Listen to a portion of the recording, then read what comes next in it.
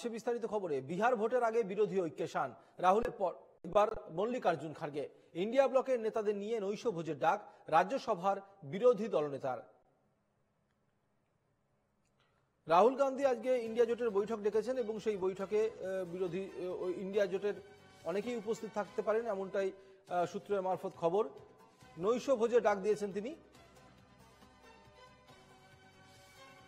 মল্লিকার্জুন খার্গে রেখেছে বৈঠকটা।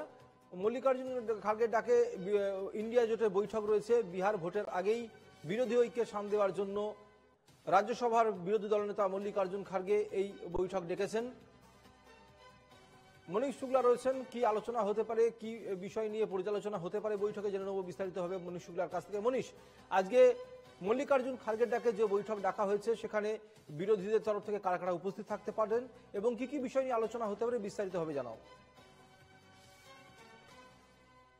बैठक है। आज मल्लिकार्जुन खड़गे ने बैठक बुलाई है और राहुल गांधी भी इस बैठक में मौजूद रहने की संभावना है और सीधे तौर पर जो विपक्षी पार्टियां हैं ये रणनीति तय करेंगे कि आगे की रणनीति इंडिया ब्लॉक की क्या होगी, चाहे वो उपराष्ट्रपति पद के उम्मीदवार के नाम पर चर्चा हो या एफआईआर के मुद्दे पर।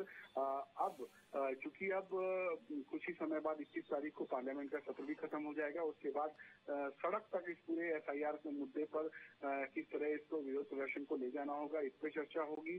और क्या विपक्ष का चेहरा उपराष्ट्रपति पद के लिए कौन होगा, उसको लेकर भी इस मामले पर चर्चा होगी, क्योंकि कांग्रेस की तरफ से पहले ही कहा जा चुका है कि उनको पता है कि भारतीय जनता पार्टी के पास बहुमत है, चाहे वो लोकसभा और राज्यसभा की बात हो, लेकिन वो संविधान की अधिकार के तहत अपना उम्मीदवार, अपना चेहरा जरूर उतारेंगे।